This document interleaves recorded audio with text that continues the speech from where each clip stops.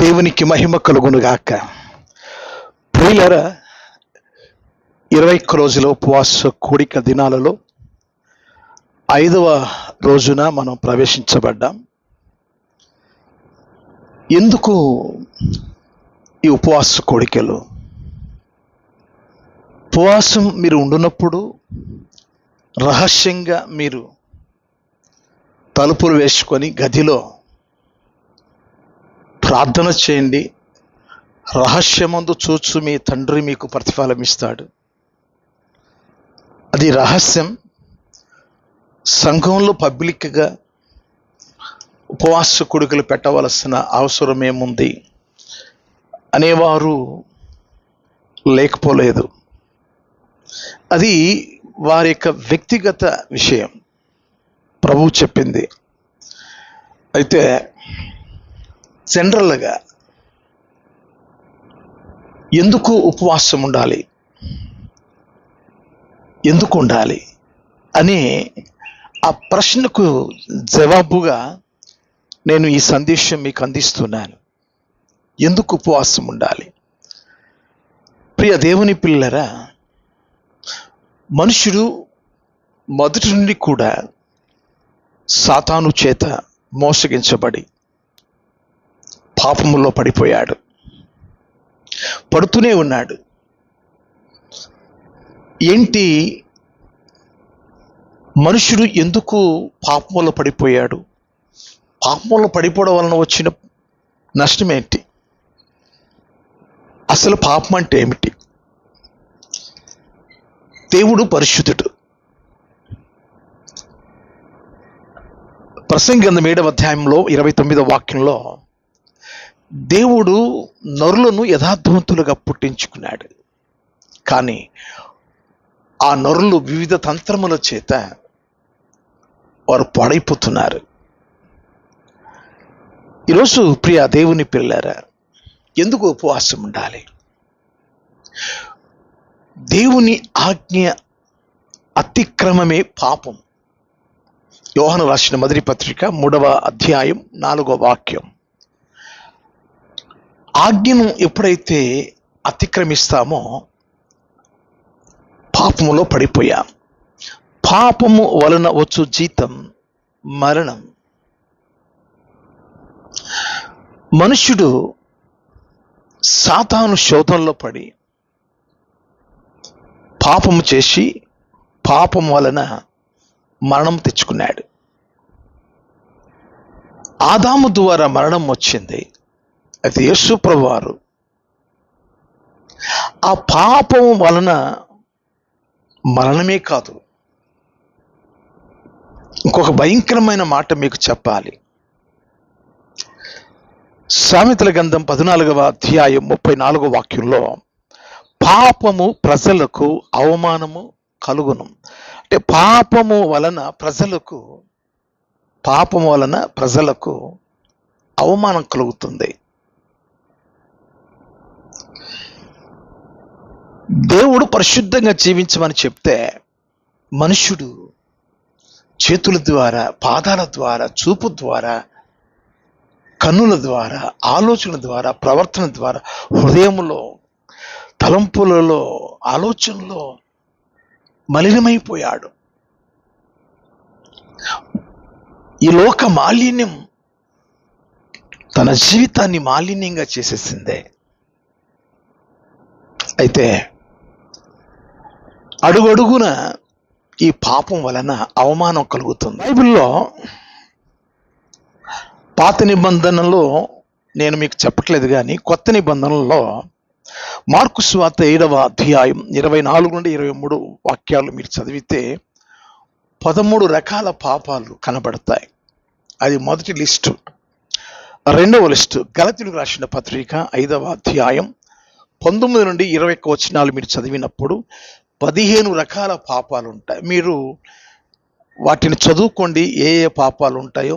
ఈ video length అవడం ద్వారా నేను మీకు చదివి వినిపించట్లేదు, మీరు చదువుకోండి. మూడవది కొరింథీయులకు రాసిన మొదటి పత్రిక 6వ అధ్యాయం 9-10 వాక్యాల్లో 11 రకాల పాపాలు ఉన్నాయి. 4వ లిస్టు ప్రకటన గ్రంథం 21వ అధ్యాయం 8వ వాక్యం, 8 రకాల పాపాలు. 5వ లిస్టు ప్రకటన గ్రంథం 22వ అధ్యాయంలో చివరిలో మీరు చూచినప్పుడు అక్కడ కొన్ని పాపాలు 15వ వాక్యంలో మీకు 6 రకాల పాపాలు మీకు కనబడతాయి. మొత్తం కలిపితే 53 రకాల పాపాలు ఈ 5 లిస్టులో. అంటే నేను పూర్తిగా ఏమీ మీకు చెప్పట్లేదు, 5 లిస్టులు మీకు చూపించాను. 5 లిస్టుల్లో 53 రకాల పాపాలు. ఈ పాపాలు మనుషులకు అవమానము తెస్తుంది.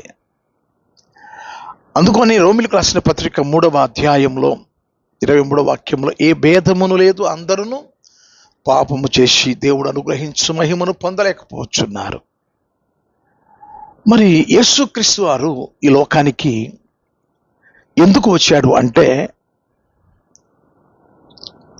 పాపములను తీసివేయుటకై ఆయన వచ్చాడు. యోహాను రాసిన మొదటి పత్రిక 3వ అధ్యాయం 5వ వాక్యం. ఆయనలో పాపము లేదు ప్రియులారా, ఆయనలో పాపమేమీ లేదు అని మనకు పేతురు రాసిన మొదటి పత్రికలో 2వ అధ్యాయంలో మనం చదువుకుంటే మనకు అక్కడ అర్థమవుతుంది ప్రియులారా. చూడండి 21వ వాక్యంలో, క్రీస్తు కూడా మీ కొరకు బాధపడి మీరు తన అడుగు చూడలేదు నడుచుకున్నట్లు మీకు మాదిరి ఉంచిపోయాను. ఆయన పాపము చేయలేదు, ఆయన పాపము చేయలేదు. నా యందు పాపముందని ఎవడు స్థాపించును అని ప్రభు యూదులతో మాట్లాడిన మాటలు ఉన్నాయి. పిలాతు కూడా ఆ తీర్పు దినాన ఈ మనిషిని యందు ఏ దోషము నాకు కనబడట్లేదు. ఇంకా మనం చూస్తాం, ఎబ్రిల్ రాసిన పత్రికలో కూడా మనం చూస్తాం, ఆయన పాపులలో చేరక ప్రత్యేకముగా ఉన్నవాడు, ఆయన నిర్దోషియు నిరపరాధియు, ఆయన పవిత్రుడుగా జీవించిన వాడు, పాపులలో చేరక ప్రత్యేకముగా ఉన్నవాడు. కాబట్టి పాపము మనకు ఏమి తెచ్చిపెడుతుంది అంటే, మనకేం తెచ్చిపెడుతుందంటే అవమానం. ఇంకో మాటలో చెప్పమంటారా, సిగ్గు. ఇశ్రాయేలీయుల కాలంలో ఇశ్రాయేలీయులు వారు దేవునికి అనేక మార్లు దుఃఖపెట్టి పాపం చేసి అవమానాలు తెచ్చుకున్నారు. అనేక స్థలాలలో సిగ్గుపడ్డారు. ఈరోజు నా ప్రియ దేవుని పిల్లలారా, ఎందుకు ఉపవాసాలు అంటే, ఈ పాపం నుండి విముక్తి పొందడానికి ఒక మంచి విషయాన్ని తన ప్రజలకు ప్రభువారు సెలవిచ్చారు. దినవృత్తాంతముల 2వ గ్రంథం 7వ అధ్యాయం 14వ వాక్యంలో, నా పేరు పెట్టబడిన నా జనులు తమ్మును తాము తగ్గించుకొని నాకు ప్రార్థన చేసి నన్ను వెదకి తమ చెడు మార్గములను విడిచిన ఎడల ఆకాశం నుండి నేను వారి ప్రార్థనను విని వారి పాపములను క్షమించి వారి దేశమును స్వస్థపరిచెదను. పాపం చేసిన ప్రతివారు ఉపవాసం ఉండి గోని పట్ట కట్టుకొని తమను తాము తగ్గించుకోవడం అంటే అదే. బూడిదలో కూర్చొని బూడిద పోసుకొని గోని పట్ట కట్టుకొని ఏడ్చేవారు, పాపం పోవునంతగా ఏడ్చేవారు. ఎజ్రా గ్రంథంలో 10వ అధ్యాయం 1వ వాక్యంలో కూడా, ఎజ్రా ఏడ్చుచు దేవుని మందిరము ఎదుట సాష్టాంగపడుచు పాపమును ఒప్పుకొని ప్రార్థన చేశాను. ఇశ్రాయేలీయులలో పురుషులు, స్త్రీలు, చిన్నవారు, మిక్కిలి గొప్ప జన సమూహం మరి గోని పట్టు కట్టుకొని ఏడ్చుచ్చు ఉపవాసం ఉండి ఏడ్చుచ్చు మందిరం మీద ఎదుట వారు ప్రార్థన చేశారు. యోనా గ్రంథం 3వ అధ్యాయం 5-6 వాక్యాల్లో రాజు మొదలుకొని సామాన్య మనుషుల వరకు, కనీసం పశువులు కూడా గడ్డి పెట్టక నీళ్లు పోయాక ప్రతి ఒక్కరూ కోని పట్టు కట్టుకొని ఉపవాసం ఉండి వారి చెడుతనమును గురించి పశ్చాత్తాపడినప్పుడు దేవుడు వారిని క్షమించాడు, వారికి విడుదల దయచేసినాడు. యోనా గ్రంథం 3వ అధ్యాయం 10వ వాక్యంలో దేవుడు వారు పశ్చాత్తాపడుట చూచి తాను చేయదలచిన కీడును చేయక ఆయన పశ్చాత్తాపడ్డాడు, క్షమించినాడు. దేనికి ఉపవాస కోడికలు అంటే పాపముల నుండి ప్రక్షాళనము చెందడానికి. తెలిసి చేసిన తప్పులే చేసుకుంటూ, తెలిసి అవే మాటలు, అవే ఆలోచనలు, అవే ప్రవర్తనలు ఇలా జీవిస్తున్న దినాలలో ఉపవాస దినాన్ని ప్రకటించండి అని అనేక మారులు వారి పాపాలు పోవునంతగా ఉపవాసంని ప్రార్థన చేయాలని, వ్రత దినాన్ని ప్రకటించమని దేవుడు ప్రవక్తల ద్వారా ఇశ్రాయేలీయులకు ప్రకటించాడు. యోవేలు గ్రంథం 2వ అధ్యాయంలో 12-13 వాక్యాలు నేను చదువుతున్నాను. ఇప్పుడైనను మీరు ఉపవాసం ఉండి కన్నీరు విడుచుచు దుఃఖించుచు మనపూర్వకంగా తిరిగి నా యొద్దకు రండి. ఇది యెహోవా మీ దేవుడిని యెహోవా కరుణా వాత్సల్యములు గలవాడు, శాంతియు అత్యంత కృపగలవాడనై ఉండి తాను చేయ ఉద్దేశించిన కీడును చేయక పశ్చాత్తాపడును కనుక మీ వస్త్రములను కాక మీ హృదయములను చింపుకొని ఆయన తట్టు తిరుగుడి. ఇప్పుడైనను ఉపవాసం ఉండి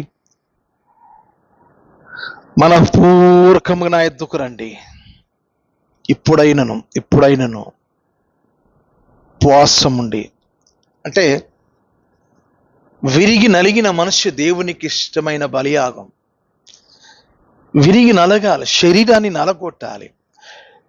ఇట్టి ఉపవాస ప్రార్థనే ఆ దయ్యము పోయింది అని శిష్యులతో యేసు ప్రభు చెప్పాడు. మార్కు సువార్త 9వ అధ్యాయం, మోగదైన చెవిటి దయ్యమా ఈ పడుచు అన్ని వదిలిపెట్టు పో అన్నప్పుడు అది పోయింది.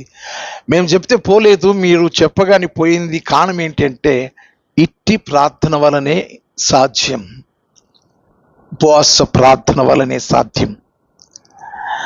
మొండి రోగాలు ఉంటాయి, మొండి సమస్యలు ఉంటాయి, మొండి వాళ్ళు ఉంటారు కొంతమంది. మన జీవితంలో మనశ్శాంతి లేకుండా రోగాలు, మనుషులు మనల్ని పీడిస్తూ ఉంటారు. వాటన్నిటి నుండి విముక్తి మనం పొందాలి అంటే ఉపవసించి ప్రార్థించాలి. ఈరోజు ఒకసారి మీ జీవితాన్ని ఒకసారి ఆలోచన చేయండి. కనుక పాపము వలన ప్రజలకు అవమానము కలుగుతుంది. ఎవరైతే ఇప్పుడైనను ఉపవాసం ఉండి నా వైపు తిరగండి, నా దగ్గరకు రండి అని ఉపవాస ప్రార్థన వలన యెహోషాపాతు 3 సైన్య సమూహాలు ఒక పెద్ద సైన్యముగా వచ్చి కబళించినప్పుడు యెహోషాపాతుకు బాగా తెలుసు, వారిని ఓడించాలి, జయించాలి అంటే విశ్వాసముతో ఉపవసించి ప్రార్థించాలి అని దేశానికి ప్రకటించాడు. దినవృత్తాంతముల 2వ గ్రంథం 20వ అధ్యాయం 20-23 వాక్యాలు మీరు చదివితే వారు స్తుతి ఆరాధన చేస్తున్నారు. ఉపవాసం ఉండి స్తుతి ఆరాధన చేస్తున్నప్పుడు 3 సైన్య సమూహాలు గొప్ప సైన్యంగా వారు వచ్చినప్పుడు వీరి స్తుతి వారిని హతులుగా చేసింది. ఒకరికొకరు పొడుచుకొని వాళ్ళే చచ్చారు. పోట్లాడవలసిన పనే లేదు. దేవుడే మన పక్షంగా యుద్ధం చేస్తాడు. ఉపవాస ప్రార్థన శత్రువులను మిత్రులుగా చేసేది. ఉపవాస ప్రార్థన మన సరిహద్దులను విశాలపరిచేది. నిరాశ నుండి, నిట్టూర్పుల నుండి ఆదరణ కలిగింపజేసేది. ఎక్కడ అవమానము కలిగి తలదించుకున్న స్థితిలో మనం ఉన్నామో అక్కడే తల ఎత్తేటట్టు చేసేది ఉపవాస ప్రార్థన. యేసు ప్రభుల వారు ఈరోజు తన వాక్యము ద్వారా మనతో మాట్లాడుచున్న ఈ మాటలను బట్టి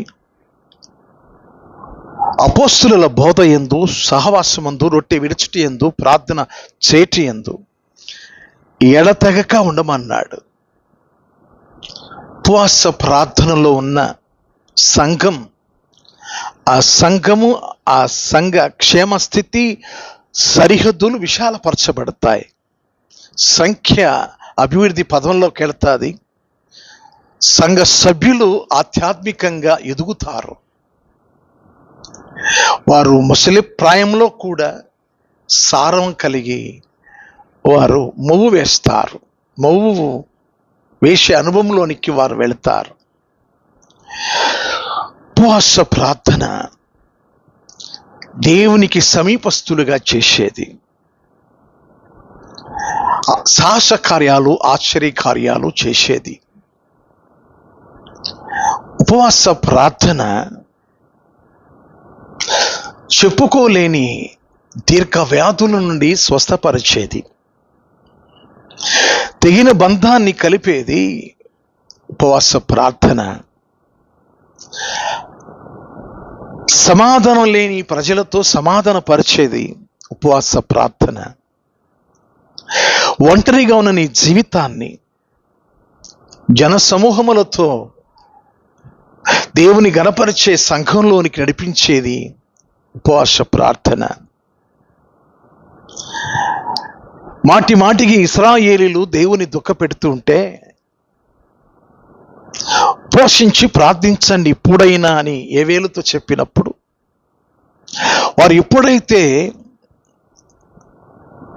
ఉపవసించి ప్రార్థించినారు, ఆ ఏవేలు గ్రంథంలో 2వ అధ్యాయంలో 26, 27 వాక్యంలో నా జనులు ఇక ఎన్నడూ సిగ్గునంతరు, ఇక ఎన్నడూ సిగ్గునంతరు అంటే వారి పక్షంగా దేవుడు ఘనపరిచే కార్యాలు చేస్తాడు. ఉపవాసముండి చేసే ప్రార్థన. పౌలు గారు ఒక మాట చెప్పారు, నేను బోధించిన తర్వాత నేను భ్రష్టునైపోతానేమోనని నా శరీరాన్ని నేను నలగొట్టుకొని లోపరుచుకొనుచున్నాను.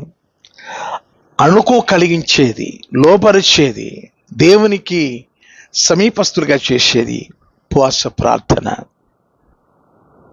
ప్రార్థన జీవము కలిగినది. ఉపవాస ప్రార్థన అది నిత్య జీవములోనికి నడిపింపజేసేది. ఈరోజు ఉపవాస ప్రార్థనలో ఉన్న విశిష్టత గురించి మనం అనేక విషయాలను మనం తెలుసుకుంటూ ఉన్నాం. మీకు కొన్ని మాటలు మీకు చెప్పాలని నా దేవుడు, పరిశుద్ధాత్మ దేవుడు బయలుపరుస్తున్నాడు. ప్రియులారా, 22వ కీర్తనలో 5వ వాక్యంలో నమ్మకముండి, దేవునిపై నమ్మకముండి ఉపవాసముండి ప్రార్థన చేస్తే నీ మీదున్న ఆ సిగ్గు, అవమానము కొట్టివేయబడతాది.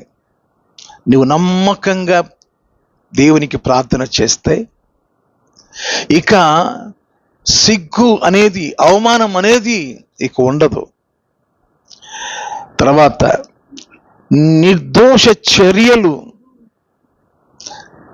అంటే నీతి కార్యాలు, సత్క్రియలు, మంచి కార్యాలు నీవు చేసినప్పుడు 37వ కీర్తన 18, 19 వాక్యాలు, అన్నిటికీ నా దేవుడే, నా ప్రభుల వారే నాకు సహాయకుడు. ఇక నేను జీవించే జీవితం ప్రభువు కోసమే. ఇక అన్ని నేను వదిలిపెట్టేశాను. ఇక నేను ప్రభువు కోసమే బతుకుతానని శుభప్రదమైన నిరీక్షణ కలిగి నీవు జీవిస్తే ఈ నిరీక్షణ నిన్ను సిగ్గుపరచదు అని రోమిలకు రాసిన పత్రిక 5వ అధ్యాయం 5వ వాక్యంలో ఉంది. ఒక శుభప్రదమైన నిరీక్షణ ప్రభువులో ఇక నుంచి నువ్వు కొనసాగాలి. నీ దేవుడు ఎక్కడ తల దించేవాడు కాడు. సిలువలో ప్రభువారు తల వంచి నిన్ను తల ఎత్తి నేను ఉన్నానని నీకు బదులుగా ఆయన తల వంచి ప్రాణం పెట్టి తన తల వంచి ప్రాణం దారవోశాడు. నీవు సమాజంలో సంఘములో తల ఎత్తుకొని జీవించాలని ఉపవాస ప్రార్థన తల వంపుల నుండి తల ఎత్తుకొని ధైర్యంగా జీవించే జీవితాన్ని అనుగ్రహించేది ఉపవాస ప్రార్థన. దేశానికి అక్స ఆ యొక్క 7 శవాల మధ్య పర్వతం మీద గోనెపట్ట ఎత్తుకొని ఆ గోనెపట్ట పరచి ఉపవాసం ఉండి వర్షం కొరకు ప్రార్థన చేసినప్పుడు ఉపవసించి ప్రార్థించగా అక్స ప్రార్థన ఆలకించబడినది. రాజుగా ఉన్న దినాలలో అక్స చేసిన విజ్ఞాపన ప్రార్థన దేశం కోసం వినబడినది. అంటే కరువు నుండి కాపాడేది ఉపవాస ప్రార్థన. నినివే ప్రజలు ఏ రీతిగా తమ పాపములు పోనంతగా గోరిపట్ట కట్టుకొని ప్రభు సన్నిధిలో ప్రార్థించినప్పుడు తాను చేయదలసిన కీడుని ఏ రీతిగా దేవుడు తీసివేసి వారి మీదకి కరుణ చూపించాడు. కుడి ఎడమలు తెలియని ప్రజలు ఈ నినివే ప్రజలని దేవుడు సెలవిచ్చినాడు.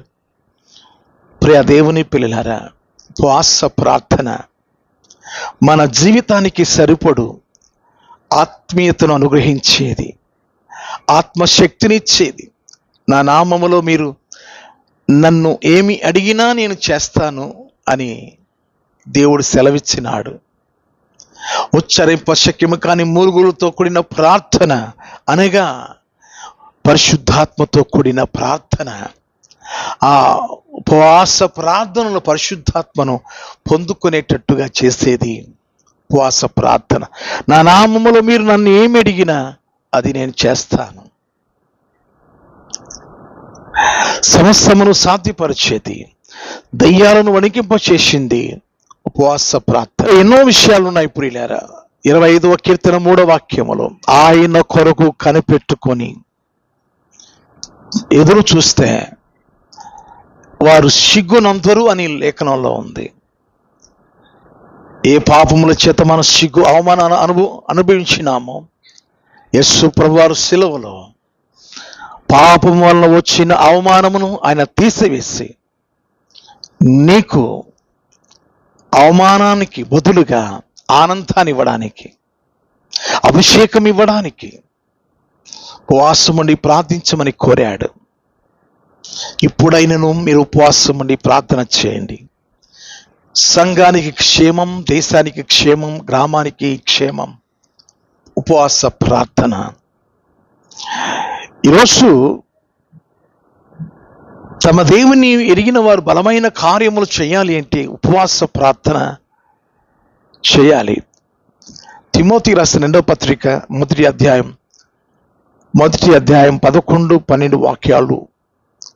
తమ దేవుని ఎరిగిన వారు ప్రార్థన చేస్తే వారి మీద ఉన్న సిగ్గు అవమానం కొట్టివేయబడి ఆత్మ ఆనందాన్ని దేవుడు అనుగ్రహించేది. ఈరోజు ఉపవాస ప్రార్థన సంఘాలకు అవసరం, విశ్వాసులకు అవసరం. ఉపవాస ప్రార్థన తడిపి పంటను సస్యశ్యామలంగా ప్రతిఫలములతో నింపేది, కడవరి వర్షంతో నింపేది, ఆత్మాభిషేకంతో అభిషేకించబడి సంఘంలో ఉజ్జీవ జ్వాల రగులు కలిపి ఆత్మీయ పంట కోసేది ఉపవాస ప్రార్థన.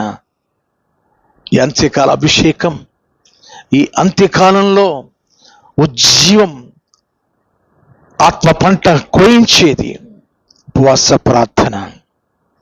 కనుక సాధ్యమైనంత వరకు ఉపవాస ప్రార్థన ప్రతి సంఘంలో విశ్వాస అయితే వారి యొక్క గదిలో ఉపవాసం ఉండి దేనిని సాధించలేకపోతున్నారు, ఏ వ్యక్తి ప్రభు సన్నిధికి రాకుండా దూరస్తుగా ఉంటున్నారు, అటువంటి వారి కొరకు పోరాడి ప్రభు సన్నిధిలో వారిని సంపాదింపజేసేది, దేవుని సన్నిధికి నడిపించగలిగేది ఉపవాస ప్రార్థన.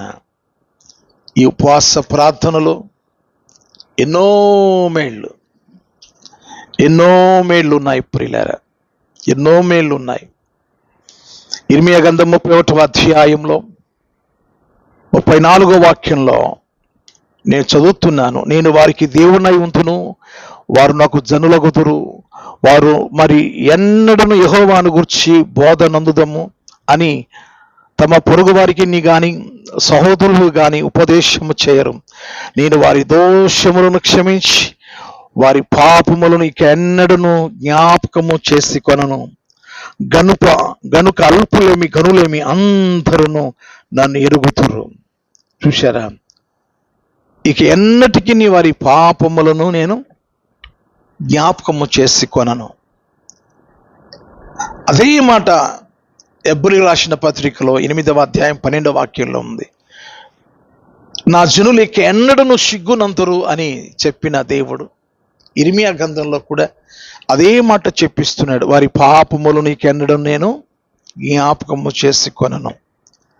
ఇంకా ఇర్మియా గ్రంథం 31వ అధ్యాయం 12వ వాక్యంలో వారిక ఎన్నటికి కృషింపక నీళ్లు పారు తోట వలె ఉంతురు. అద్భుతం. నీరు పారు తోట ఎలా ఉంటుందో ఆ రీతిగా పచ్చగాను పుష్పాలతో ఫలములతో తోట ఏ రీతిగా ఉంటుందో, ఎవరైతే ఉపవాసం ఉండి ప్రార్థిస్తారో వారు ఆ రీతిగా దీవించబడతారని దేవుడు సెలవిచ్చినాడు. రోమిలకు రాసిన పత్రిక 10వ అధ్యాయం 11వ వాక్యంలో కూడా నా యందు విశ్వాసముంచు వాడు సిగ్గునంతుడు. ఇక అవమానం లేదండి.